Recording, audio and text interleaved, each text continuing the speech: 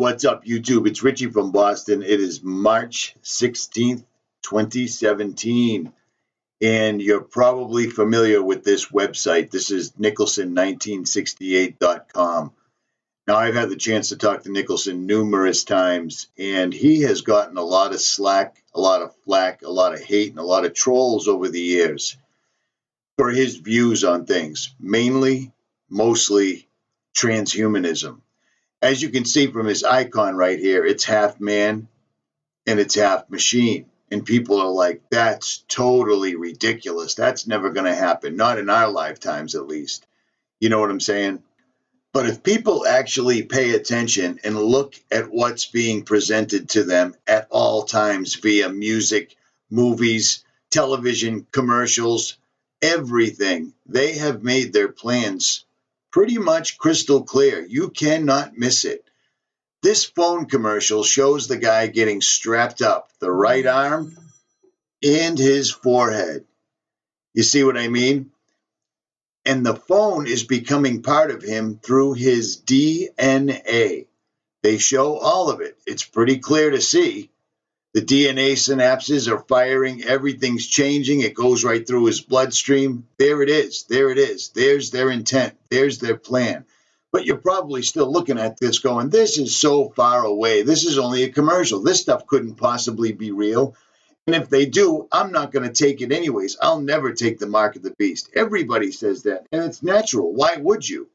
Only a select few people on this planet that I can figure would actually willingly accept the mark of the beast and think that's a good thing. And those are the people that believe that gender is a real thing and that male and female is too under-descriptive, we'll call it. How's that? And there's a reason for that. And the government, the commercials, everybody in Hollywood bank on it. And it's something that Nixon was quoted as saying, the American people don't believe anything until they see it on TV. Well, that's great. But we've seen it on TV. They have not hidden it. This isn't just a fun commercial. This is their intent. This is a blueprint right in front of your face. And it's not coming soon. It's here now. Self-replicating DNA computers are set to change everything. These people are literally laying it right out. This is in Futurism magazine. They're laying it right out. This isn't something that's going to happen in the future. This is something that they've already got. These guys don't put anything out in writing until it's been tested, completed, and finished. For one, even if it wasn't an evil plan. You see what I'm saying? They're going to make people want this. But even if it wasn't an evil, diabolical plan, like I'm telling you, like they've told us it is, people are going to want this. And the reason they don't put it out till it's completed, even if it wasn't evil, is because they don't want anybody else stealing their ideas. That just makes sense, right? They don't put it out there until it's completed and ready to roll. Well, guess what? Self-replicating DNA computers are ready to roll. Scientists have created a DNA-based computing device that grows as it computes. While our current computers have a finite capacity, DNA computers could be designed to self-replicate, making them able to create more storage as needed. Gradually working up to hold a few terabytes, DNA computing can work at 100 billion terabytes. To top it off, it's guaranteed with just 1 gram of DNA. So now we have the mixing of iron and clay, don't we? And they do this like they do everything. Edward Bernays was not wrong. They make this sound like something that you want. These guys don't mention everything in the article that I'm mentioning to you. What they're mentioning is, but what's the catch? Well, the catch is it'll cost a lot. Oh, well, because if it was cheaper, we would want it.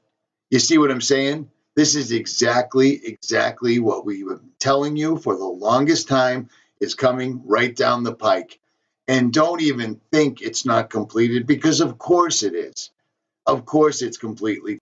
And not only is it completed, it's bigger, smarter, and faster than a human brain. 7 billion of them to be exact. And it's reaching into other dimensions to get the information that it needs to finish everything off and finally trick everyone into taking the mark.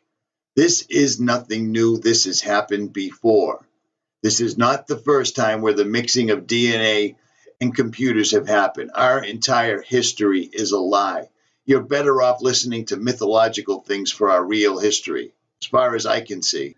This has all happened before. How do you think they were able to create such amazing things that we can't reproduce today?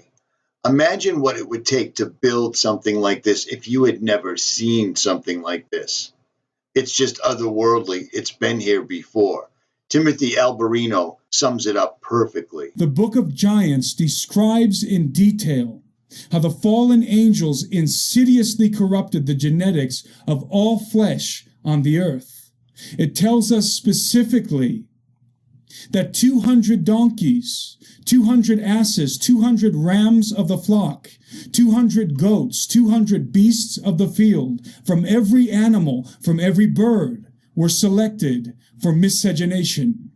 The word miscegenation refers to the mixing of races or species, particularly in the context of sexual intercourse. The text that follows makes it abundantly clear that this was no mere act of interspecies breeding, but instead extreme cross-species genetics involving the seed of the angels themselves.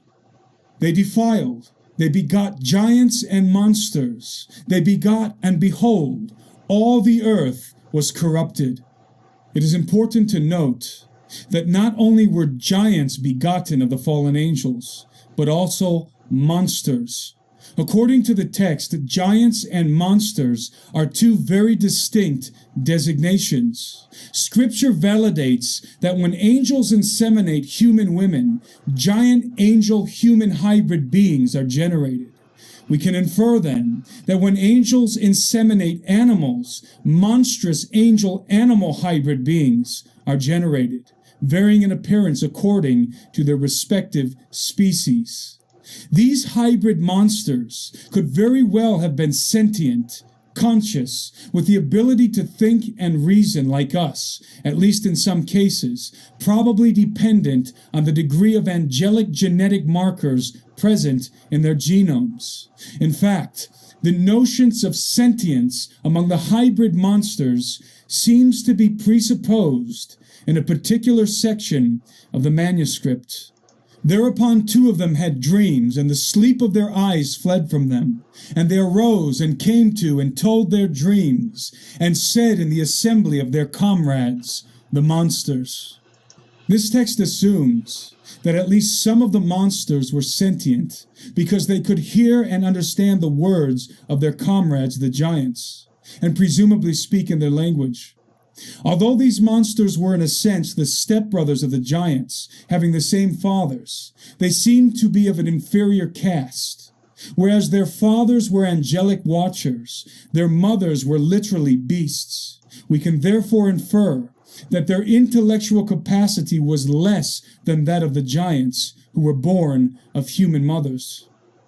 Furthermore, both the Book of Enoch and the Book of Giants exclusively designates the giants as the children of the angels. The angel-animal hybrid monsters seem to be regarded as offspring, but not direct descendants like the giants. The Book of Enoch and the Book of Giants reveals the particular affection that the Watchers had for their human hybrid children. If this resonates with you, if this makes any sense to you, I'm going to leave a link to the Book of Enoch right down here so you can read it for yourself, all chapters of it, so you can see for yourself that this indeed has happened before on this earth.